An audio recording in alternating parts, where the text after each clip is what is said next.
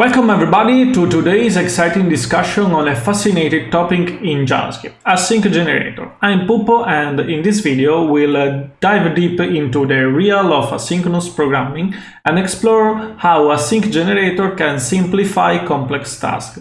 So let's buckle up and embark on this coding journey together.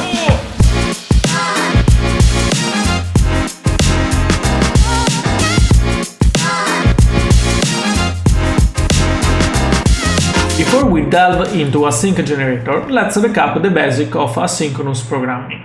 In JavaScript, asynchronous tasks are crucial for handling time-consuming operations without blocking the main thread. Functions like setTimeout, AJAX request, and promises have become commonplace in managing asynchronous operations. Generators, denoted by function star syntax, are powerful features introduced in ECMAScript 6. They allow us to pause and resume the execution of a function, providing a value mechanism for lazy evaluation.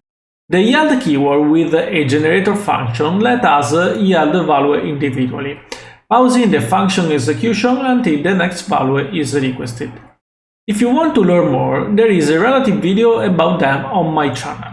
Now, imagine combining the magic of asynchronous operation with the versatility of generators. Enter Async Generator. This supercharged function enables us to work with asynchronous datastream more intuitively and elegantly. An Async Generator function is declared using async function start syntax. Inside, the yield keyword can be combined with await to handle async operation gracefully. This means we can yield promises, fetch data, and seamlessly integrate it into our datastream. The real beauty of async generators lies in their ability to simplify complex asynchronous tasks. They are particularly handy when dealing with data streams from sources like database, APIs, or even real-time event streams.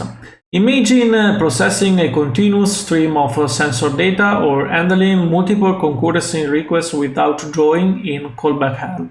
Let's take a look at an example. Using a for loop, the function iterates over the IDs and fetches the data from every user on every iteration. However, using the yield stops the execution and resumes it only when the caller asks for the next value. Error handling and completion are crucial aspects of asynchronous programming. With Async Generator, we can catch error using try-catch blocks with the generator function. Plus, we can signal the end of the data using the return statement, closing the loop on our data stream. Like generators, also async generators can be combined. For instance, we can create an async generator map function that accepts an async generator and a transformation function and returns a new async generator with the transformation. Asynchronous programming in JavaScript continues to evolve, and async generators are a testament to its dynamic nature. With their power to elegantly manage complex asynchronous tasks, async generators offer a glimpse into the future of streamlined coding. So, fellow developer, embrace this innovative tool and unlock new possibilities in your projects. That's a wrap for today's discussion on JavaScript Async Generator.